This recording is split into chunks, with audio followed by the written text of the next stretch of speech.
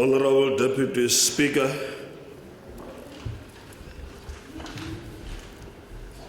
Honorable Premier in absentia, members of the Executive Council, members of the Legislature, the chairperson of the traditional House of Traditional Leaders, Mufumahadi Muroka, the Deputy Chairperson, Morena Neo Mupedi, and other members, Marena Lady Khosi, Executive Mayors, Honorable Speakers, Chief Whips, Councillors, Director General of the Province, Heads of Departments, veterans and stalwarts of our liberation struggle, stakeholders, citizens of the Free State, ladies and gentlemen, Deputy Speaker, allow me to go back a little over 5 months ago and recall what President Ramaphosa said, and I quote, "We face a moment in history when we must choose between the path of division, conflict, destruction, inequality, and exclusion, path of unity, hard work, development, inclusivity, and shared prosperity. And we choose the path of unity, hard work, development, and shared prosperity." Unquote. With these honest and visionary words, President Ramaphosa set the scene for men and women of substance to commit themselves to serving the people wholeheartedly and waste no time in turning municipalities around and inevitably direct them to nothing short of provisioning of services to communities in a reliable and sustainable manner. The President sounded the call to all public servants to redouble their efforts in guaranteeing the well-being of citizens of our country. For Madam Deputy Speaker, this is the yardstick by which our people will judge our competence, reliability, and dependence. That tone of frankness and honesty on the part of the President will be a total agreement with what the revolutionary Amilcar Cabral said, and I quote, "Hide nothing from the masses of our people, tell no lies, expose lies wherever they are told, mask no difficulties, mistakes, failures, and claim no easy victories," unquote. Deputy Speaker, COGTA's mandate of oversight is very dynamic and complex in that while local government is a sphere of government in its own right, we are constitutionally and legally mandated to ensure that local government's own constitutional and legal mandate of providing services to communities on a sustainable basis is strictly adhered to by local government itself. It is therefore understandable that communities and various stakeholders will be frustrated with what seems like a slow and indifferent response by COGTA pertaining to service delivery challenges in communities. For this reason, we have a responsibility to marshal all our resources, both human and material, in ensuring that we work creatively, energetically, and tirelessly to bring together joint efforts of these spheres of government, in particular with respect to the work that unfolds in municipalities. To this end, as a sphere that brings communities closer to government, the importance of local government cannot be overemphasized. Thus, a sustained local economic development and delivery of quality service is a necessary ingredient for the fundamental socio-economic transformation of our country. In this regard, local government has the capacity to produce a confluence of possibilities to push back the frontiers of unemployment, poverty, and inequality, not least the task of creating sustainable conditions for domestic and foreign direct investment. We have a responsibility to build capacity across all our municipalities to prevent a surge in service delivery protests such as what we have experienced in this province and deal with the root cause thereof.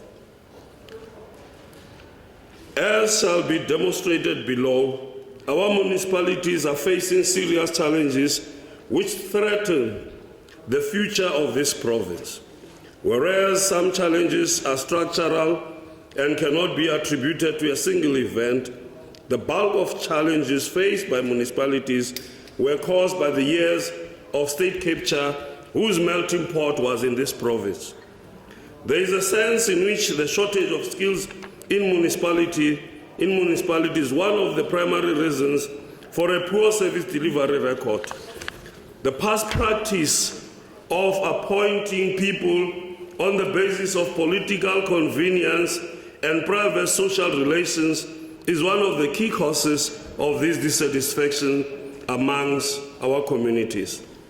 In addition, poor spending and management of conditional grants is another area of concern. Often these grants are used for purposes other than the intended ones, and this creates a huge backlog in bulk services such as water, infrastructure, road maintenance, sanitation and electricity, and many more others. Furthermore, there are inadequacies in the procurement processes across municipalities. There appears to be a trend towards malicious compliance. For instance, some officials use the procurement rubric to simply tick procedural boxes and not necessary to extract value for our communities. A bottle of water which you may buy for 10 rand at the store is sold for 100 rands to government. Madam Deputy Speaker, faced with this threat to the edifice of our ethics, we must commit without fail to confronting malfeasance and corruption in the value chain of our local government system. At a structural level, the following challenges are common across all municipalities in our province, albeit in varying degrees. A collapse in prudent control measures as revealed in successive reports by the Auditor General. The majority of municipalities receive qualified or disclaimer audits. Severe liquidity problems due to billing challenges. Inability to pay bulk services to Eskom and water boards. We have seen that our municipalities owe Eskom combined 16 billion rands. Aging and collapsing infrastructure, ballooning municipal salary wage bills. Madam Deputy Speaker, this province, responding to these challenges that I've alluded to, we together, concocted together with the Department of Finance in the province, working with the Central University of Technology, we will be embarking on a program that would help capacitate leadership and inculcate a sustainable public accountability culture in the Free State municipality in line with recommendations by the Auditor General and the legislative prescripts. We believe that this program is actually going to help us invest in preventative controls which are more effective than having to deal with the impact of accountability, failures such as financial loss, fraud and corruption, the misuse of public resources, and service delivery failures. This will also help in improving monitoring, review, and oversight by senior officials, municipalities, and other leaders. This intervention by the Free State would also help many of our leaders to acquire NQ F5, 6 and 7 that would help them to actually be more capacitated in dealing with the issues that they are facing. The Auditor General spoke about lack of leadership and called upon all of us to actually provide that leadership, and that is what we intend doing, to make sure that we provide leadership as COGTA municipalities, as the Executive Council. We will ensure that we in the province we deal with all issues that have been identified, and we make sure that there are consequences for some who are actually not doing what they are supposed to do. In a sense, the challenges faced by our municipalities in the Free State can be pigeonholed into 3 categories: revenue challenges, infrastructure challenges, and operational challenges. The revenue challenges, if you look at them, the cost of revenue challenges for most municipalities typically fall into the following 6 areas: strategic misalignment of all departments within the municipalities, metering underperformance and incompetence of billing, credit control and debt collection are not executed effectively, limited, efficient and effective billing and query resolution, technology and data challenges, and revenue protection gaps. As a department, we need to find a creative and more coordinated way of helping municipalities to address revenue challenges. One of the ways in which this could be done is by cranking up our municipal financial monitoring unit within COGTA, and municipalities on their part must interact with this unit proactively and dynamically. Thus, this unit must do everything in its power to ensure that it strives for the following: undertake a detailed analysis of revenue issues in each municipality and understanding the gaps, define improvement plans for each municipality, and provide strategic support for the implementation of strategic initiatives in each municipality. The infrastructure challenges. The department needs to identify municipalities in need of urgent intervention and assist them in ensuring that all funds allocated from conditional grants are used for purposes for which they were intended. The operational challenges that beset municipalities result from limited leadership capacity and performance management, inefficient processes, human resource challenges, ineffective organizational architecture. The totality of the challenges we have referred to above impacts negatively on the ability of our municipalities to deliver quality services and attract the much-needed investment for local economic development. Madam Deputy Speaker, in terms of Section 153A of the Constitution, the local sphere of government has a responsibility to structure and manage its administration and budgeting and planning processes, to give priority to the basic needs of the community and to promote the social and economic development of the community. Madam Deputy Speaker, in certain quarters, our will to purge municipalities of all that goes against the grain of good local government may be viewed as micromanagerial at best and interfering in the affairs of municipalities at worst, but we will do what we're supposed to do.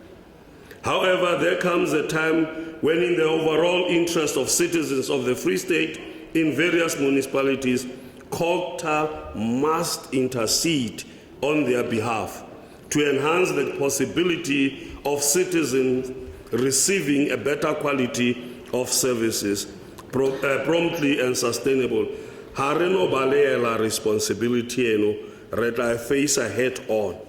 In this regard, our intervention in certain particular municipalities by means of Section 1395A and C, or even Section 1397, must be seen as a noble effort to reposition municipalities on the path of financial recovery and sustainability.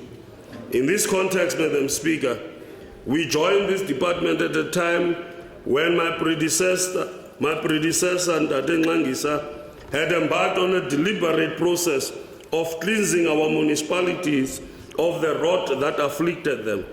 This was done as a demonstration of our commitment as provincial government to strengthen the local sphere of government for improved quality of services.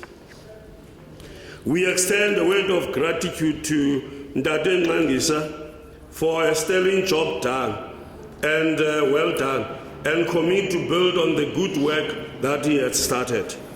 The following municipalities were placed under administration, in particular Section 131B of the Constitution: Masilonyana Municipality, Mafube, and Malutapofu Municipality. With respect to Mafube Municipality, the Free State Executive Council revoked Section 1391B intervention in December 2020 and prescribed Section 154 subsection 1 support until 2021 local government elections. This intervention has since ceased. The interventions in relation to Masilonyana and Malutapofu have equally been revoked. Metsimaholo Municipality was placed under Section 1391B in February 2018 by the Free State Provincial Executive Council. However, the intervention was set aside by National Council of Provinces on the grounds that the decision was not justified. As a consequence, Section 154, subsection 1 support was prescribed and remains operational. The Mangaung Metropolitan Municipality was placed under Section 1395A and C by the Free State Executive Council in February 2020, following a voluntary financial recovery plan under which it had assumed in July 2018. This was a result of inability on its part to meet its financial obligations. The administration is still ongoing, and the challenges in the municipality seem to be escalating since the 2021 local government elections. Furthermore, Section 106 of Municipal Systems Act was invoked with respect to the following municipalities: Machabeng, Letsemeng, Kopano. With respect to this intervention, reports were tabled before the respective councils and recommendations were made in this regard. We will closely monitor their prognosis and ensure that these recommendations are implemented. Skeptics may well argue that, based on the profound challenges faced by the municipalities, a fulfillment of this constitutional mandate is a pipe dream. However, we remain convinced that the institutional memory in the local sphere of government is not entirely lost, and that there exists still the possibility for a blue ocean strategy whereby novel assumptions can be made to ideate and innovate. To give concrete meaning to this appreciation, we commit ourselves to partnering with municipalities and civil society. This way, we will exhaust every available avenue in supporting and strengthening the capacity of each municipality to manage its own affairs, to exercise its powers, and to perform its functions, since it's in line with our constitutional mandate. In this regard, we have developed a schedule together with the Department of Treasury, in terms of which we will embark on municipal roadshows during this financial year. The purpose of these roadshows is to create and promote a healthy culture of accountability, responsiveness, compliance, competence, service delivery, economic development, and fundamental changes more broadly. This will be followed by a process of cooperative governance and intergovernmental relations regime between COGTA and municipalities, underpinned primarily by our resolve to promote induction and training to 102 ward committees that have been elected so far, out of the total of 370. Regrettably, two of the largest municipalities in the province, i.e. Mangaung and Malutapofung, are yet to elect ward committees. This also includes the Kopanong local municipalities. These communities will be assisted to establish ward committees too. This is necessary to extend the democratic and accountability dividend to the entire communities of the Free State.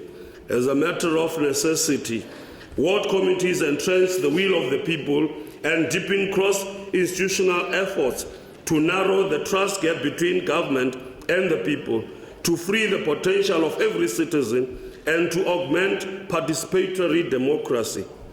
Through experience, we appreciate that it is only when citizens understand the inherent weaknesses and limitations of their government that they tend to be more patient and volunteer their energies to help resolve whatever challenges might obtain.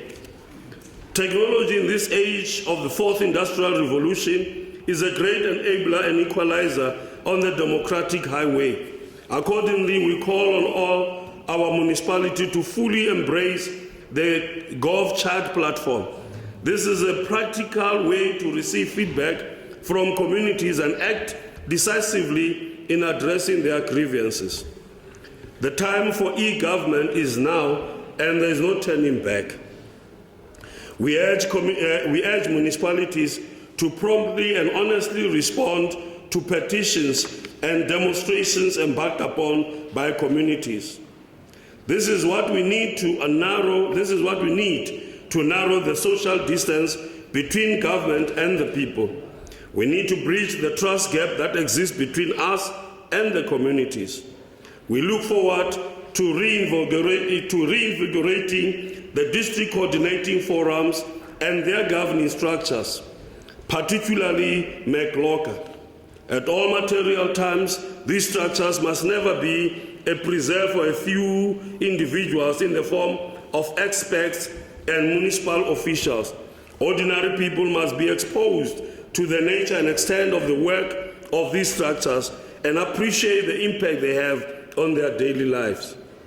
In keeping with our commitment to pursue unity, hard work, development, inclusivity, and shared prosperity, we place a great premium on the interrelated nature of the axis of cooperation and intergovernmental relations with municipalities. This finds expression in the endeavor of municipal performance and monitoring. In this regard, the following milestones were recorded. Upon the promulgation of staff regulations for employees in the municipal sector by the Minister of COGTA in September 2021, the department carried out a province-wide roadshow to popularize these regulations. A follow-up will be made to assess the state of readiness of municipalities with regard to compliance. This is critical to ensuring that government is the main driver of the ethos of a capable, ethical, democratic, and developmental state.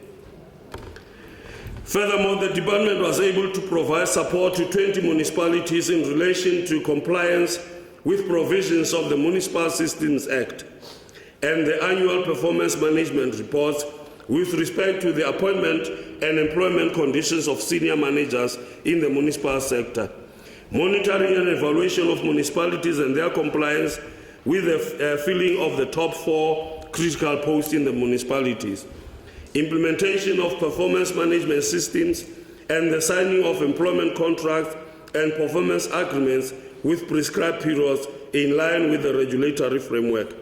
As the employment contracts of most municipal managers and other layers of senior management come to an end, the department has advised municipalities to waste no time in filling these posts.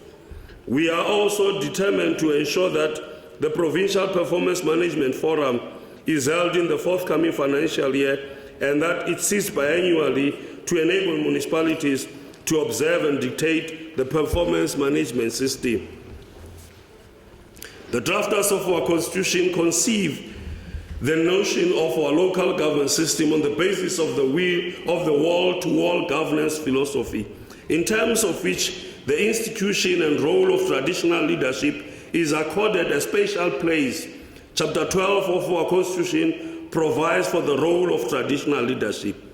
Accordingly, the department recognizes the pivotal role that the system of traditional leaders plays in engendering and promoting the development of the indigenous knowledge systems. The institution of traditional leadership is a strategic partner in preserving the cultures and languages of different ethnic groups. It imbues our people with a deep sense of belonging and common South African nationhood. In order to promote support to the institution of traditional leadership, the department will facilitate the reconstitution of the local houses of traditional leadership and the house of the Khoisan leadership in Thabo Mofutshanyana and Mangaung respectively. Their terms need to be renewed given their expiry on the 31st May 2022. We are grateful to the men and women who work tirelessly in their various capacities to bring the work and matters that affect these respective houses to the attention of government. The department has determined that 13 traditional councils in our province will have to be reconstituted by the 31st of March 2023.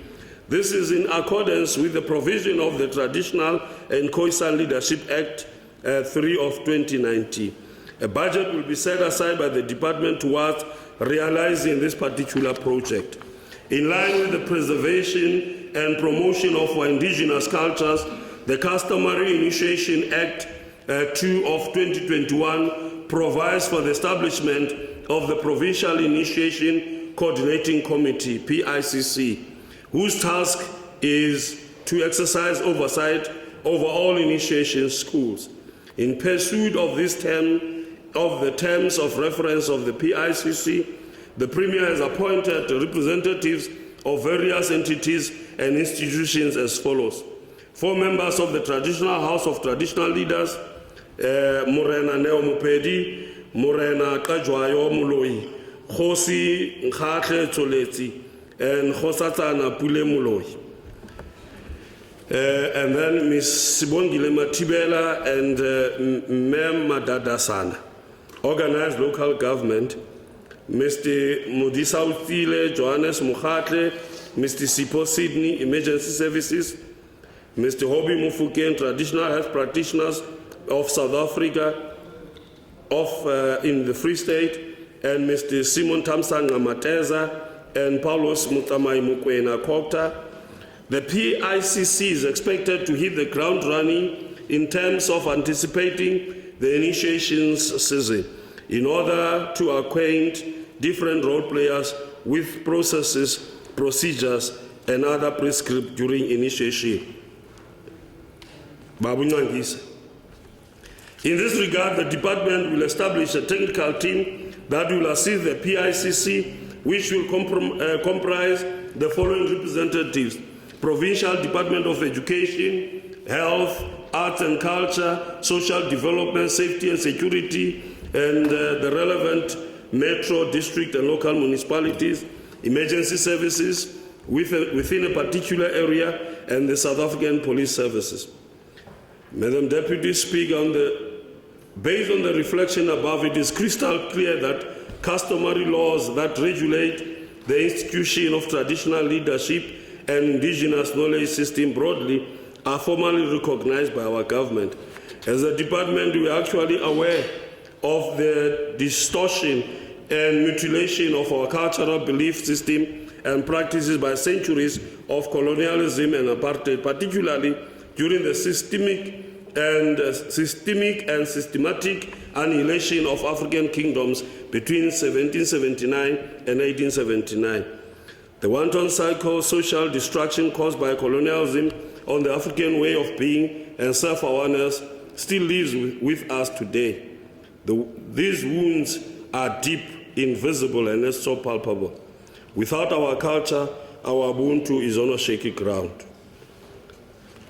Ka ho re leboha marena le bohle ba etsang ka matla ho sireletsa le ho ntlafatsa setso sa batho ba batsho. Oh, Sesotho se thata bas. Ka etsa Sesotho sekolo. President Ramaphosa has on many occasions bemoaned the tedious and bureaucratic processes which make it impossible for our people to receive government services on time. This ranges from applying for a fund or grant from development finance institution to start a business or fulfill any other mandatory regulatory requirements for compliance. To respond to this problem, our government has resolved to roll out the One Plan, One Budget campaign. The objective of the campaign is to eradicate the silo mentality and align government efforts and make service delivery faster, more and better. In this regard, the department will work together with municipalities and sister departments through the district development model to drive local economic development, including, in particular, townships and villages. This shall be done in consultation with all relevant stakeholders. The institution of traditional leadership will also have a meaningful role to play in this regard. Madam Deputy Speaker, in keeping with the provisions of the Traditional Leadership and Governance Framework Act, the local House of Traditional Leaders may advise the district municipalities on matters pertaining to customary law, customs, traditional leadership, etc. We can go through that. To give effect to the spirit of the district development model and the framework of the Traditional and Khoisan Leadership Act 3 of 2019, we urge the provincial legislature, particularly the relevant portfolio committee, to expedite the provincial version of the above legislation. When it rains, you do not complain that it is raining. Instead, you organize yourself an umbrella or wear a rain suit in the alternative. Equally, when fire erupts, you rush to put it out before it destroys everything in its way. One of the realities that we face today is the ominous threat of global warming and climate change. Climate change affects the poor more, and in the context of our country, which ranks #1 among 164 countries in the world in terms of lines of inequality, the occurrence of disasters is ever so imminent. Climate change undoubtedly exacerbates inequality and consigns the poor further to the margins of society. It creates food insecurity and wreaks a plethora of unmitigated distress and suffering. For us to intervene timelessly and decisively when disaster occurs, we need a provincial disaster management center that is fit for purpose and has workers who are able to rise to the occasion when needed. Our provincial disaster management center has broken windows and leaked roofs, toilets are malfunctioning and is infested with rodents, workers are not placed in accordance with policy prescripts, and the provincial fire service unit is non-existent. We need to urgently ensure that the disaster and emergency management unit exists. We also need to establish the fire and rescue services with capacity to mitigate and contain these disasters. Mr. Speaker, below is a breakdown of how our budget will be utilized in the current financial year. A more detailed breakdown is accordingly annexed to this presentation, and members can go through all the programs that are there. Madam Deputy Speaker, we derive enormous joy and pride in joining hands with our municipalities to address service delivery challenges. We have no difficulty admitting that service delivery in its current form is extremely poor. Potholes adorn most parts of our province, rubbish piles up, overflow, and sewer runs through every community. However, there are bold efforts in many municipalities to break from the downward spiral and turn the situation around. There are courageous men and women who wake up every day to reimagine their municipalities and strive to seek and find the resolve and energy to improve the quality of service delivery to the people. Our hope that tomorrow shall be better is inspired by such people. It is precisely for this reason that we are encouraged to work extraordinarily harder to turn the situation around as a department. Those that obstruct our efforts to intercede on behalf of citizens of our province have no future in our municipalities. Anybody who stands diametrically opposed to the sound of change will have to step aside. We owe it to hundreds of thousands of citizens of the Free State to do nothing to detract from what they have mandated us to do, to constantly strive to secure their well-being. In conclusion, Madam Deputy Speaker, I wish to express gratitude to the ANC and the membership and to all the members here, members of the legislature, and as well as the portfolio committee under the chairpersonship of Ndade Mashinini, and also the departmental head, as well as the staff. And I wish, Madam Speaker, also to say thank you to my wife and my children and my friends for keeping up with me and also being there for me whenever I am not with them. With your permission, Madam Speaker, I wish to commend this budget vote to the legislature for adoption. Ndiabule.